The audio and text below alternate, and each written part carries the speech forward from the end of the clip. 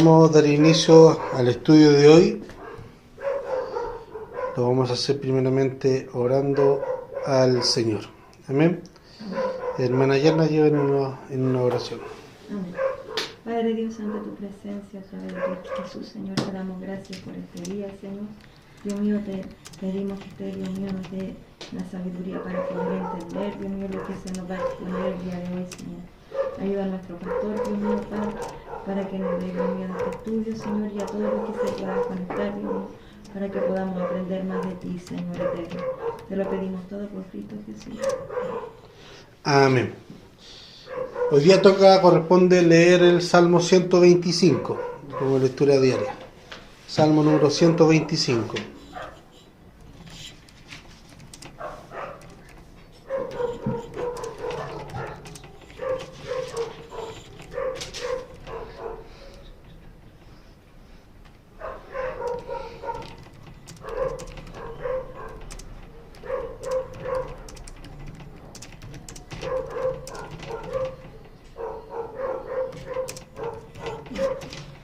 Salmo 125, Pastora Ayala, ¿lo tiene? Léalo, por favor. Dios protege a su pueblo. Los que confían en Jehová son como el monte de Sión, que no se mueve, sino que permanece para siempre. Como Jerusalén tiene montes alrededor de ella, así Jehová está alrededor de su pueblo, desde ahora y para siempre. Porque no reposará la vara de la impiedad sobre la heredad de los justos, no sea que se extiendan los justos a sus manos a la iniquidad. Haz bien, oh Jehová, a los buenos y a los que son rectos en su corazón, mas los que se apartan tras sus perversidades, Jehová los llevará con los que hacen iniquidad. Paz sea sobre Israel. Amén. Amén. Es un salmo bien breve, pero bien gratificante por el momento cuando estamos en, ¿cómo se llama?, en tiempos de angustia. O sea, es bien gratificante. Amén. Bien, vamos avanzando en el tema de la Trinidad, un tema interesante. Ya vimos la historia de la Trinidad, cómo nació esta palabra Trinidad, el concepto Trinidad, y podemos ver que no era tan fácil, porque a nosotros nos costaría mucho hacer esa labor, esa tarea, obviamente sí, con la ayuda del Espíritu Santo, pero el tema primario, como lo vimos, es reconciliar la postura de que hay un Dios, que tenemos un Dios, que hay un Dios, que eso es bíblicamente, nosotros tenemos un Dios, pero es trinitario.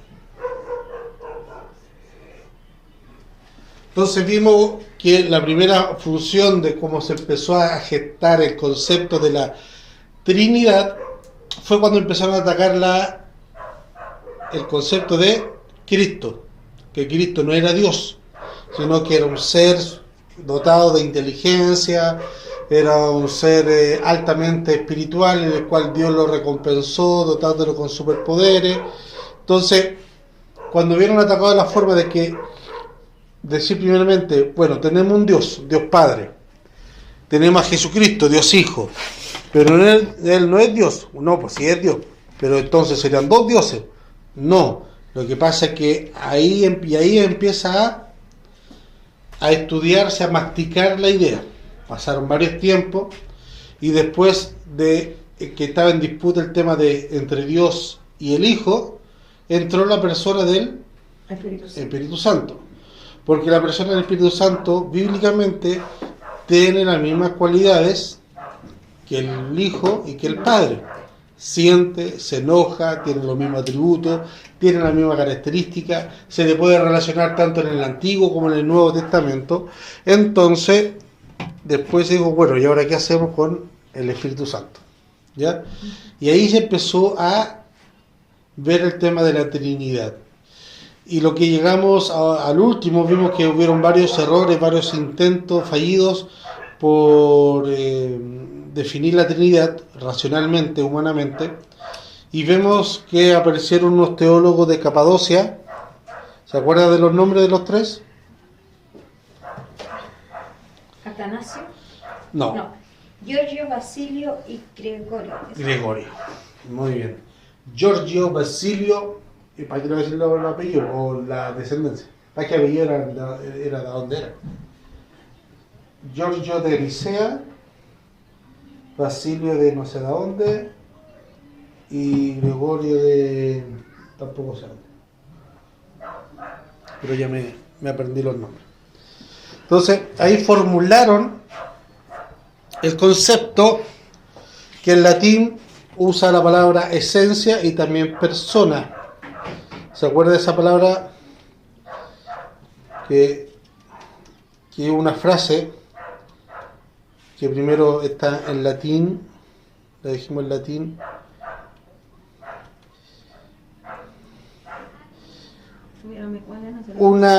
una usia entre tres hipostasis. Exacto. Una usia Entre hipostasis. en tres hipostasis. ¿Y eso qué significa? Una esencia en tres personas. O sea, ahí ya vamos viendo, delegando el tema de que, claro, es uno solo, de tres personas, pero que estas tres personas ocupan la misma esencia. Una usia en tres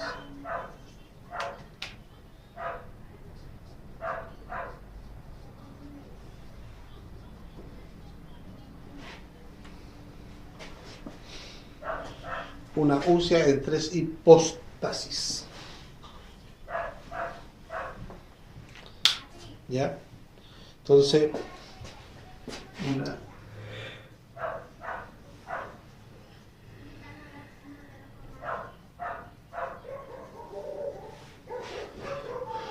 una esencia en tres personas. Es lo que ya acabamos de afirmar y de ver, y ahí ya llegamos, luego vimos la última contribución que hizo Agustín de Hipona, y eso. Ahora vamos a avanzar un poco más rápido en cuanto a este tema y vamos a ver algunos conceptos trinitarios en la actualidad. Algunos conceptos trinitarios en la actualidad contemporánea. ¿Ya?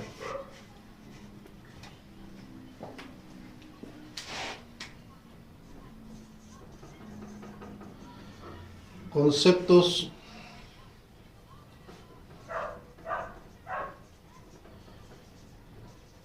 trinitarios contemporáneos.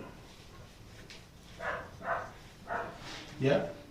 Y si alcanzamos, vamos a ver la Trinidad en el Antiguo Testamento, y la próxima clase vamos a empezar con el Nuevo Testamento. Entonces, en el siglo XX hay enfoques nuevos sobre la doctrina de la Trinidad. Sin embargo, algunos teólogos modernos reconocen que la fórmula clásica trinitaria soluciona, al parecer, todas las contradicciones. Esta es la forma ortodoxa, la forma clásica. Cuando hablemos o mencionen la fórmula clásica, esta, la que se aceptó en el Concilio de Nicea, ¿ya? Y esta anula varias contradicciones de la fe que parecen incompatibles, ¿ya? Dentro de las doctrinas fundamentales, que nosotros tenemos tres doctrinas fundamentales, por así decirlo. Primero, nosotros somos monoteístas, porque hay un Dios. Por eso somos monoteístas. También, otra doctrina fundamental, la deidad de Cristo.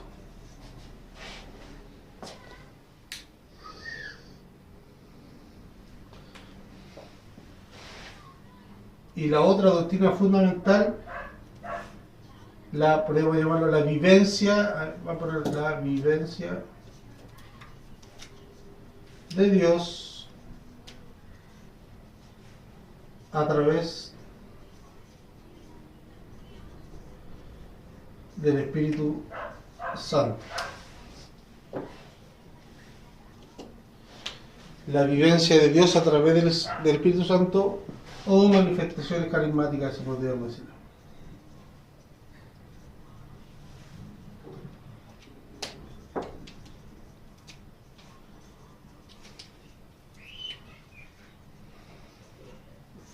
Aunque decir manifestaciones carismáticas actualmente está muy ligado al tema de los dones y expresiones extracorpóreas del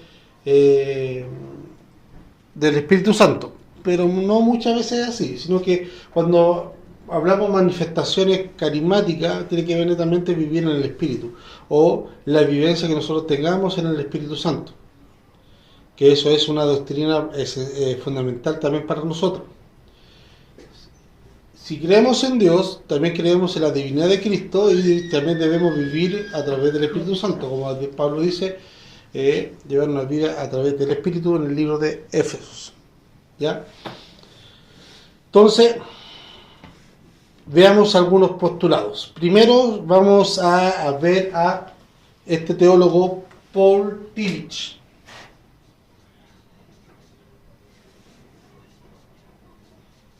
Hay muchos teólogos que han hecho harta contribución, pero hay otros que no han hecho tanta contribución. ¿Ya? De Paul Tillich hay muchas cosas buenas que sacar, otras no tantas. La que no hay que sacar de Paul Tillich es el concepto que él tiene de la Trinidad. ¿Ya? Este teólogo panteísta, Tillich, expresa su restricción mental referente al desarrollo tradicional de la Trinidad. ¿Ya? Entonces él no está muy convencido y no comulga mucho con la tradición clásica de la Trinidad. ¿Ya?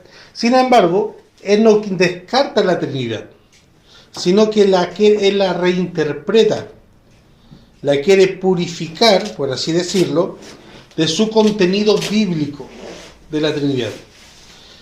Para él, la Trinidad no es un tema bíblico ni tradicional. Para él, la noción de la Trinidad expresa la automatización de la vida divina a la humanidad. Más allá de un tema bíblico, para él es una vivencia que la vida divina, como él la llama, se manifiesta hacia la humanidad. Las tres personas son meramente símbolos de esa actividad divina.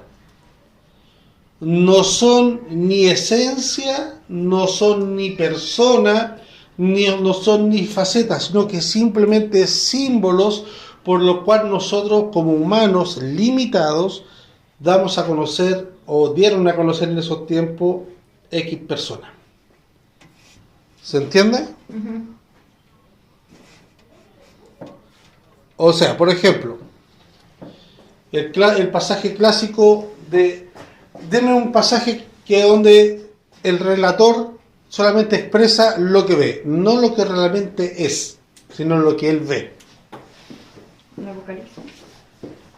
¿Ya? Y la santa ciudad, bla, bla, bla, bla, bla. De ahí lo empiezan a narrar. Algunos dicen que es literal, pero ya, está bien. Otro pasaje clásico es Josué. Cuando dice, oró Josué, que el sol se paró. Pero el sol nunca se detuvo, pues el sol siempre desde el inicio ha estado detenido.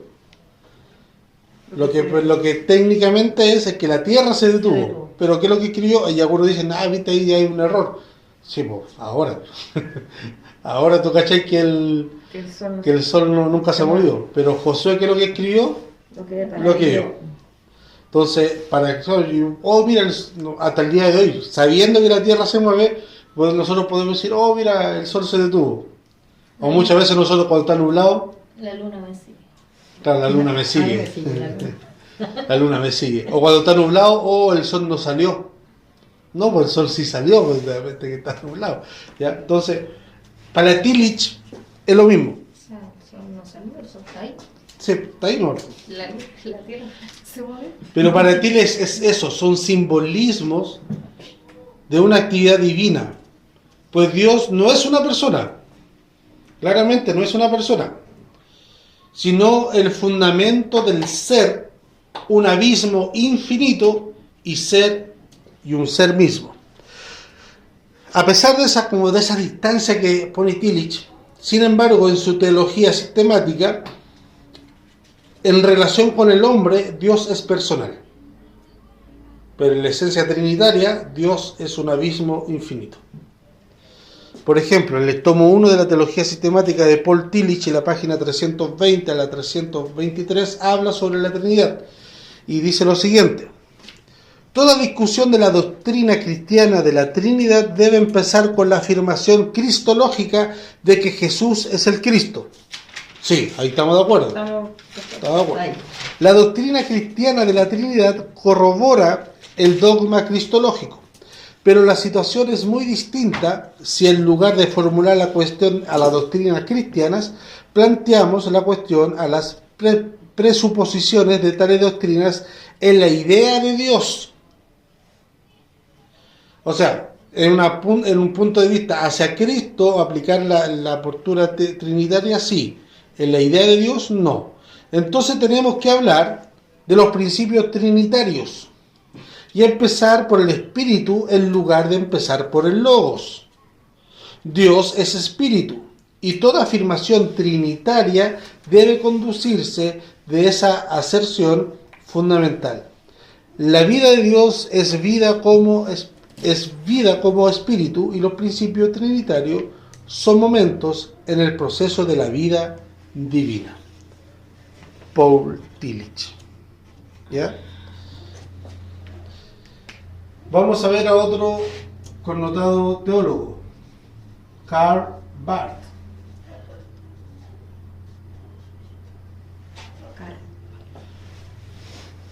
Karl Barth.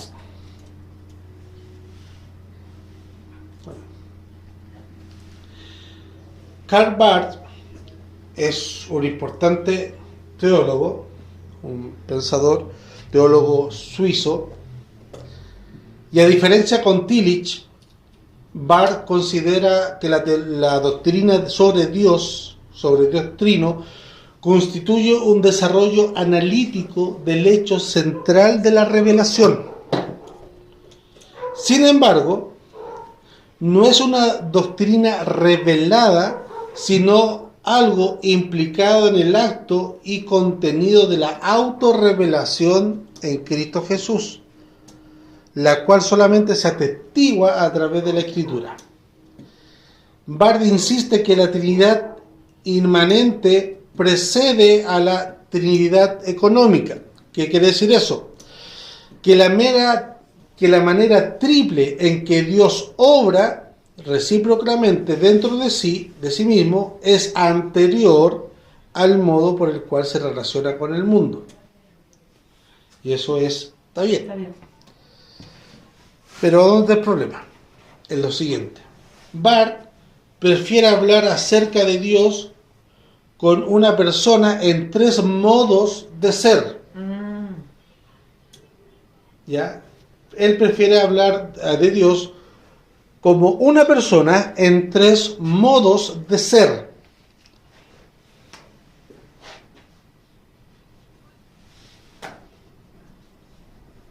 O sea, Dios tiene personalidad múltiple. No, porque la vez anterior ya dijimos que no era así. O sea, la definición múltiple no, porque en la mente humana hay un quiebre. Cuando la persona que tiene personalidad múltiple está la faceta, supongamos, del doctor, la otra conciencia, la otra personalidad no tiene conciencia. Entonces lo que hace en esa forma personalidad como doctor, después cuando cambia su forma de ser a la otra personalidad, no recuerda lo que hizo estando en la otra personalidad. Ya se llama un tema, y usted como, yo creo que es un estudio que es pasado. Ahí tiene fracciones, o su mente o su subconsciente está fraccionado. Ya, pero una no tiene conexión con la otra. ¿Ya? Depende. No, Sí, pero depende, pero no todos. Cuando están en el cielo, pero cuando son múltiples no hay conexión. Generalmente pelean con ellos Sí, mismos. si tienen Entre entre modos. Ya, es una persona, es un Dios en 3 Modos de ser. modos de ser. ¿A qué le suena esto un poco? Lo hemos visto varias veces. ¿Ah? Pero había otro. Y cambian sutilmente una palabra al modalismo, que dice que es un Dios en 3 personas. Claro, pero aquí cambia el concepto persona al ser, porque él dice que en su forma de pensar no se imagina o no roza el tema del modalismo, ¿ya? Él no lo imagina así. Por lo mismo, porque cambia la palabra persona por la palabra ser, ¿ya? Entonces él dice que según este teólogo neortodoxo, el concepto moderno de persona contiene la noción de conciencia de sí mismo, ¿ya? Contiene la noción, por lo tanto, una trinidad de 3 personas implicaría triteísmo, o 3 individuos, más que un monoteísmo. Entonces, por eso cambia ese concepto. Entonces, la formulación trinitaria de Barth, un Dios en 3 modos de ser, es una propuesta que intenta explicar, y él murió hace poco igual, si no me equivoco, no es muy antiguo Karl Barth. Intenta explicar la doctrina de la Trinidad de una manera que no se reduzca al modalismo. Una perspectiva que sostiene que las 3 personas de la Trinidad son simplemente diferentes formas de un mismo Dios. Ello que dice que el modalismo, ¿cuál es la diferencia? El modalismo es una misma persona que se cambia 3 veces. Entonces, para que sea padre, deja de ser hijo porque está en modo padre. Pero él dice que esta esencia, como es en modo de 3 seres, están simultáneamente al mismo tiempo los 3 seres. ¿Ya? Entonces, en lugar de hablar de persona, prefiere hablar de modo de ser o de repeticiones para las 3 hipostasis de la Trinidad. Entonces, él dice, no es modalismo porque para ser Dios tiene que para ser padre tiene que dejar de ser hijo. Aquí están los 3 formas de ser, pero simultáneamente. ¿Cuándo murió? En el 1968. 1968, hace poco. Nació en ¿Se entiende? 800. ¿Se entiende más o menos las posturas de estos 3? ¿Se entiende? Ya. Otro, ya nos vamos a ir acercando más a lo más conservador. Otro teólogo que es muy bueno, J.I. Parker.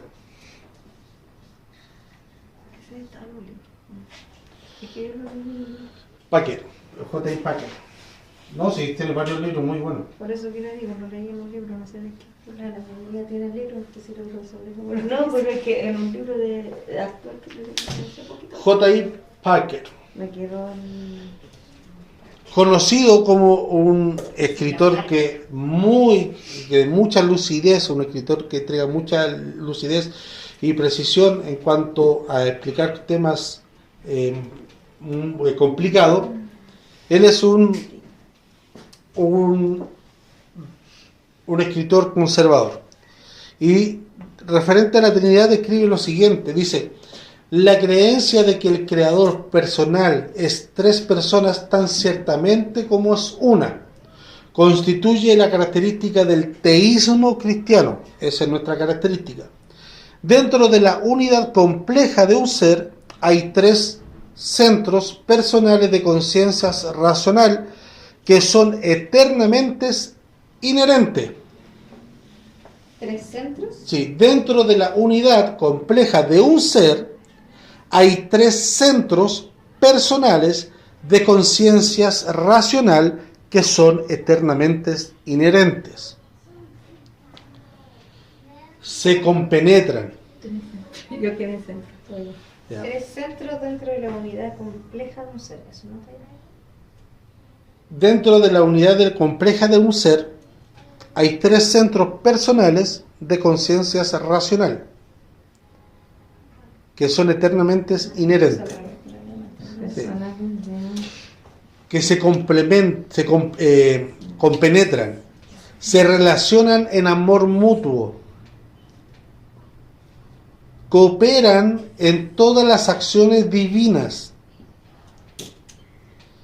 Dios no es solamente Él, sino también ellos. Dios no es solamente Él, sino también ellos, Padre, Hijo y Espíritu Santo. Los tres iguales y coeternos en poder y gloria. Aunque funcionan de acuerdo a un patrón fijo en que el Hijo obedece al Padre y el Espíritu ayuda a ambos. Eso es un acuerdo, no es un nivel que tiene más categoría que el otro. Los tres son coeternos, coiguales, tienen el mismo poder, la misma gloria, la misma esencia, pero llegan a un acuerdo en la economía salvífica. ¿Ya? Entonces Dios no es solamente Él, sino también ellos.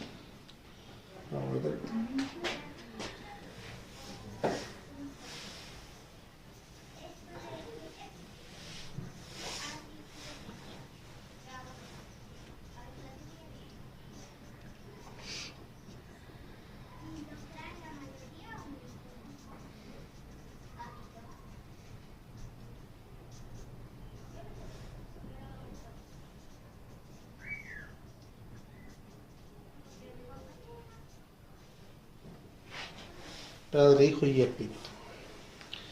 ¿Estamos bien hasta ahí? Ya. El otro pensador que quiero traer a colación es M.J. Erickson. Él tiene una teología sistemática. Hay varias teologías sistemáticas, cada una tiene su ¿cómo se llama? Su editorial, por así decirlo.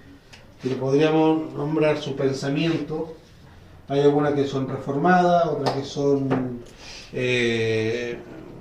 pentecostales.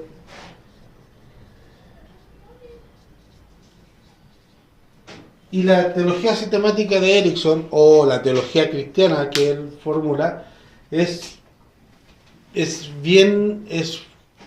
es tan extensa, pero es bien densa en cuanto a la filosofía. Él es muy filósofo en su postura, es muy entretenido leerlo, hay que leerlo con tiempo, sí. ¿Ya? Entonces, él es autor de la teología cristiana, una obra cuya orientación es muy ortodoxa como clásica, aunque él conoce bien las reformulaciones modernas a las doctrinas, por ejemplo a la de Tillich, a la de Calvar, Penninger, también otro teólogo. Todo eso las trata ahí Erickson y responde a cada una de ellas, pero las usa solamente cuando están de acuerdo a alguna enseñanza bíblica. Por ejemplo, y respecto a la Trinidad, él dice lo siguiente: la Trinidad es una comunión de tres personas, tres centros de conciencia. Aquí nuevamente vuelve el concepto de conciencia, ¿ya? La Trinidad es una comunión de tres personas, tres centros de conciencia, las cuales existen y siempre han existido en unión la una con la otra y en dependencia la una con la otra. Cada una depende por su vida de cada una de la otra, ¿ya? Este juego de palabras siempre lo hace Erickson para ver que cada una actúa en diferencia, pero con una dependencia. ¿Ya? Por ejemplo, sigue: comparte su vida en tan estrecha comunión que cada una está consciente de lo que está la otra. Ninguna de ellas ha existido independiente de la otra, ni lo hará, ni lo podrá ahora, ni en el futuro. todas están unidas. Cada una esencial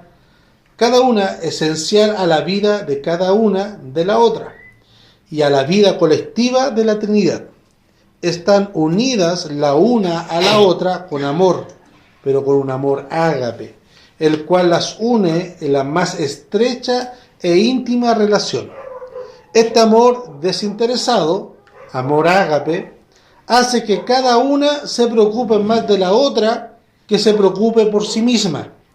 Por lo tanto, hay una sumisión mutua de cada una a cada otra y una de las otras, y una glorificación mutua de la una a la otra. Entonces, en este pensamiento que genera Erickson, se entiende un poco la subordinación del Hijo y la autosubordinación del Espíritu Santo, por así decirlo, hacia el Padre. Porque cada una se preocupa más por la otra que por sí misma. Por lo tanto, hay una sumisión mutua. Por eso podemos ver una sumisión del Hijo hacia el Padre y del Espíritu Santo hacia el Hijo y el Padre. Pero no es por un tema jerárquico, sino por un tema de comunión. Entonces, y sigue Erickson con lo siguiente.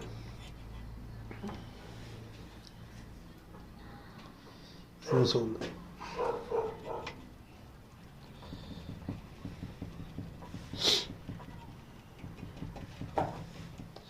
Existe igualdad completa de las tres. Ha sido, por supuesto, subordinación temporaria de un miembro de la Trinidad a otra, pero esto es función más bien de lo esencial. Esa subordinación es temporaria, pero es más bien por lo esencial y lo funcional. Hay ciertos roles que pertenecen primordialmente a uno, aunque todos participan en la función de cada uno. Cuando tiempo atrás dije, cuando vemos obrar al Padre, sí, está el Padre obrando, pero también están los tres obrando. Cuando vemos el Hijo salvando, vemos a la Trinidad salvando. Cuando vemos al Espíritu Santo santificando, vemos a la Trinidad santificando. Podemos distinguir la función y los roles de cada uno, sí, pero ¿podemos separarlo a cada uno? No. Eso es muy distinto. Y por último, Stanley Orton.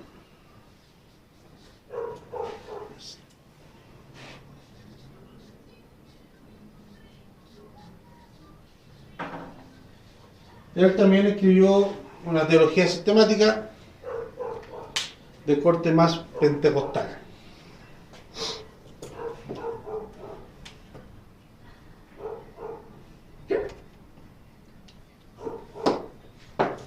Entonces, los puntos de vista no trinitarios, como el modalismo y el arrianismo, reducen la doctrina de la salvación a una vida farsa.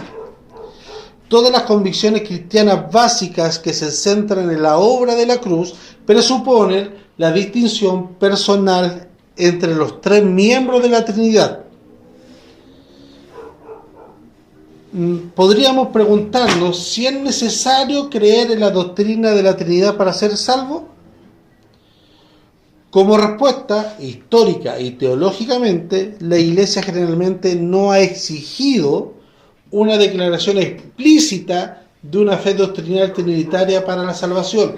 Solamente se pide, y bíblicamente es así, que creen en Jesucristo como Señor y Salvador y ya es salvo. No hay para ser salvo una confesión trinitaria para la salvación, porque la Biblia no lo pide. Pero en vez de esto, ha esperado que exista una fe implícita en el Dios uno trino. Y eso se lo pedimos a todos, que lo crean y lo preserven así. La fe implícita en un Dios uno trino.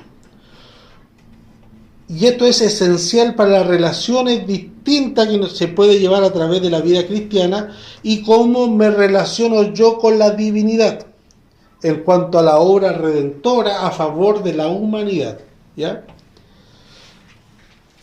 Orton sigue, dice, la fe cristiana ofrece una revelación clara y comprensible de Dios desde fuera de la esfera del tiempo, puesto que Dios como Trinidad ha disfrutado de comunión eterna y de comunicación entre sus tres distintas personas.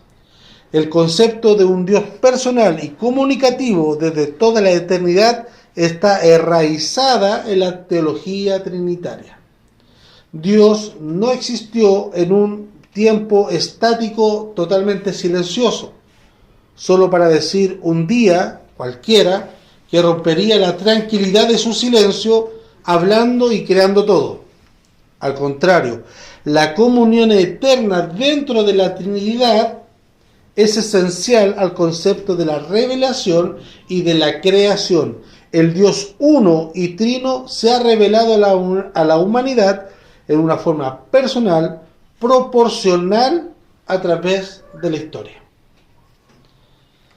Entonces, como dice Orton, el punto de vista trinitario,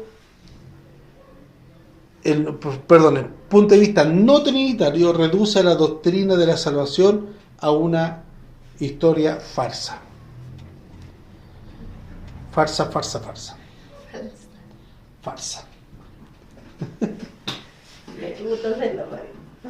La personalidad de Dios como Trinidad, dice Orton, es también la fuente y el significado de la personalidad humana. Si una fuente así, como observa Francis Schaeffer, los hombres se quedan con una personalidad que procede de lo impersonal, más a través del tiempo y más la suerte. ¿Vamos bien hasta ahí? Sí. Ya. Entonces aquí hemos visto en forma muy breve nociones sobre Trinidad, sobre algunos pensadores o teólogos contemporáneos. Podemos ver que hay algunos que aún siguen debatiendo si esto es realmente real o solamente simbolismo. Algunos siguen formulando nuevamente este concepto filosófico de la Trinidad. Hay otros que son más conservadores, ¿ya? Como J.I. Parker, Erickson, Stanley. Entonces, aún vemos que este concepto, aunque han pasado 2000 años, no ha sido claro. Nosotros lo tenemos claro, ¿ya? Pero si queremos jugar a la filosofía, nos vamos a ir a la banda. Nos vamos a ir por toda la línea y lo podemos salir. Entonces, tener claros los conceptos, los principios de cómo se formuló, de cómo nació, por eso a lo mejor hay una vuelta bien larga para darlo, es bien importante, porque van a decir, bueno, nosotros no somos los iluminados. Estos dos compadres son muy capos, son muy inteligentes, pero aún así tienen problemas por el tema de la Trinidad. Porque debemos comprender que el concepto de la Trinidad no solamente es creer cognitivamente, sino que también creer por fe, ¿ya? Pero no es una fe ciega ni una fe ignorante, es una fe que está basada en ¿qué? ¿Tú por qué crees? ¿Tú crees la Trinidad? Sí, ¿por qué lo crees? Por fe. Para tener la gracia. Pero dame evidencia, dime por qué yo también tengo que creer. No, porque tú que crees por fe. No, pues esa etapa ya la pasamos ya. Sí. Esa etapa ya la pasamos. Entonces, ya hemos visto algunos conceptos. Entonces, el concepto de Trinidad, como se sostiene, otros teólogos de la época, un poco más ortodoxa, por ejemplo, como Tillich, no tiene nada que ver con la revelación divina. Tillich deja afuera, incluso Tillich no ve la Biblia como una Biblia, como el libro como palabra de Dios, sino que lo ve totalmente fuera. Entonces, para Tillich la Trinidad no es un tema de revelación divina. Y aparte, y para el creyente, ese sirve solamente como un ejemplo de producto de una mente racionalista. Lo que le postura. Si alguien dice, no, que yo soy pensamiento racionalista, bueno, va a llegar a la misma conclusión de Tillich. Karl Barth pasa por alto las numerosas indicaciones bíblicas de que el Padre y el Hijo y el Espíritu Santo son plenamente tres personas, no son modos de ser que viven o coexisten simultáneamente, sino que habla y dice que son tres personas distintas. Cada una se relaciona con las otras dos. Y así él cae en el error de formular un nuevo concepto del modalismo. Como vimos, Packer y Erickson anuncian una descripción de la Trinidad que incorpora tanto la perspicacia del teólogo, porque leer estos dos, aunque sea muy, sí estamos de acuerdo, pero leer a estos compadres, sobre todo Packer, es muy bueno, porque tiene una lucidez y una claridad para hablar temas tan importantes que te envuelve y es muy... Él es más filósofo, también habla, pero es más filósofo. Ese se lo regalé al pastor ahora. Ahí está. El otro ya apareció, ya que le presté el de Orton. Ya apareció ya. Entonces, a pesar que ellos incorporan la Trinidad tradicional, pero con la conocimiento y la erudición que tenemos hasta hoy, que han pasado 2000 años, están de acuerdo con las indicaciones de que la Escritura es inspirada y la Trinidad es un tema de inspiración divina. La formulación de Parker es concisa pero completa, en tanto la de Erickson elabora y explica más detalladamente las mismas verdades. ¿Ya? ¿Estamos bien? Sí. Pasamos al Antiguo Testamento. Déjame ver. No alcanzamos, no vamos a pasar de banda. Pero ahí ya terminamos un ciclo, un bloque de hablar sobre la historia de la Trinidad. ¿Cómo apareció el concepto? ¿Por qué se formuló el concepto? De caer de base de que la palabra Trinidad no aparece en la Biblia. Ninguno de los apóstoles quiso fundamentar o hablar respecto de la Trinidad, pero es un concepto primordial para la cristiandad. Si nosotros no creemos en la Trinidad, como lo dice bien ahí Orton, de la doctrina de la Trinidad se sustenta la salvación. Ya, pero no hablaron de la Trinidad como concepto, pero sí la nombraron como personas diferentes. ¿Cómo? Sí la nombraban, como si nombraban al Padre, al Hijo y al Espíritu Santo. ¿Ah? Los discípulos no apóstoles. Sí, pues, pero no como concepto No como trinitario. concepto. Pues. No, pues no como concepto. sí lo hablan. Pero es que nosotros estamos viendo los conceptos trinitarios, no estamos viendo al Padre, que ya lo vimos en la teología propia, hablamos de Dios, no estamos viendo cristología ni neumatología, sino que estamos hablando del concepto. Entonces, ¿hay un pasaje que diga Pablo o Pedro o cualquiera sobre la Trinidad? No, entonces no hablaron de la Trinidad. Hablaron de las personas de la Trinidad, pero no de la Trinidad. Y ese concepto se fue formulando a través del tiempo. Y algunas acusaciones dicen, no, que ese fue un invento de la Iglesia Católica. Aquí vimos que no. Esto viene de mucho antes, del año 180, 150. ¿Se acuerdan que vimos a los primeros padres de la Iglesia que empezaron a formular? No, que esto nació del concilio de Nicea, inventó todo esto y el de Constantinopla. No, eso ocurrió en el año 325 y 385, si no me equivoco. Y nosotros vimos desde el año 100. Entonces, no nació. Lo que pasó ahí que lo ratificó o lo pulió, pero no nació de ahí. Sino que el concepto o la duda o el tema viene mucho más atrás. ¿Ya? Entonces, ya cerramos este ciclo de la historia de la Trinidad y lo cerramos con algunos pensamientos contemporáneos. Dios mediante el próximo jueves mañana, te voy a decir que no avisamos. El próximo jueves vamos a ver la Trinidad en el Antiguo Testamento y la Trinidad en el Nuevo Testamento. Y ahí cerramos otro ciclo y después vemos los otros conceptos de la Trinidad.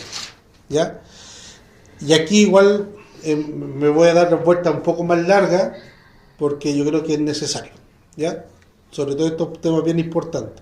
Por ejemplo, cuando hablemos de angelología, la doctrina de los ángeles, no creo que indague mucho el tema de los demonios porque no es necesario. Es bueno saberlo, pero no es algo fundamental. Pero en cuanto a la Trinidad, a la persona de la Trinidad, sí. Eso es necesario y ahí voy a hincar más el diente. También, por ejemplo, cuando hablemos de los tiempos finales, Voy a presentar las 3 posturas, aunque yo soy dispensacional, voy a presentar las 3 posturas porque las 3 posturas son bíblicas.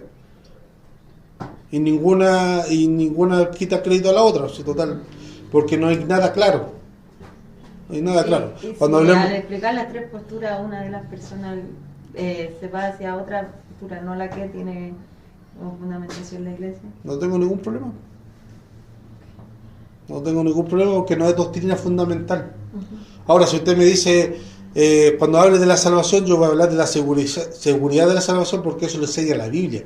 Sí. No voy a hablar, voy a mencionar la postura arminiana, ni siquiera arminiana, pero la postura de que la salvación se pierde. Pero no voy a ahondar ahí, yo voy a ahondar en la seguridad de salvación porque eso enseña la Biblia. Sí voy a mencionar la postura. Ahora, si frente a eso usted me dice, no, pastor, yo creo que la salvación sí se pierde. No, oye, sí. Sí, porque ahí estamos hablando de temas fundamentales. No, pero yo no creo que la salvación se pierda. Entonces estamos hablando, cuando son temas fundamentales, sí, ahí hay que hincar los dientes. Pero cuando son cosas secundarias, no. Por ejemplo, la manifestación de los dones. El cesacionismo, para algunos piensa que es grave, pero para mí no es tan grave el cesacionismo. No veo que lo tengamos que de separar de eso. Por ejemplo, si usted cree que Cristo viene antes de la tribulación, o a la mitad, o al final de la tribulación, no veo por cuál motivo hay que separarse de eso. No es una doctrina fundamental. ¿Ya? Bien, oremos y demos gracias al Señor. Buen Padre fiel, gracias te damos, Señor, por este día, este nuevo día, Señor, que usted nos ha regalado, Padre Celestial. Ya casi terminando una semana de trabajo, de labores, funciones. El cuerpo, la mente también se agota, Padre Celestial, y cuando se agota el cuerpo y la mente, el mal genio muchas veces florece. Padre Celestial, te pedimos que usted renueve nuestra fuerza cada día. Nuestra fuerza espiritual, física y mental, Padre Celestial. Renueve nuestra fuerza, Padre Celestial, y qué bien nos hace, Padre Celestial, por lo menos a mí, hablar de ti, mi Dios amado, porque salgo un poco de mis problemas, Padre Celestial, y vuelvo a mirarte a ti, y ahí todos los problemas, las cosas pesadas, se disipan, mi Dios amado. Mi Dios eterno, ayúdanos cada día a confiar y a creer más en ti, sobre todo en la persona de la Trinidad, que es el tema que hemos estado estudiando en este último tiempo. Gracias, Padre Celestial, porque a través de tu perfección también quisiste dar esa perfección a nosotros. Tú no nos creaste porque estabas aburrido, porque necesitabas a alguien con quien conversar o con quien entretenerte o hacer un experimento, porque tú ya tenías una comunión perfecta, tú ya tenías una comunicación perfecta en ti mismo. Tú nos creaste simplemente por el puro afecto de tu voluntad. Nos quisiste amar porque así te plació a ti. Nos quisiste dar de tu gracia, Padre Celestial, porque así se te plació. Y nosotros somos meros beneficiarios, sin tener ni arte ni parte de tu gracia infinita. Gracias te damos por todo y en todo, a través de Jesús, nuestro Salvador. Amén. Amén.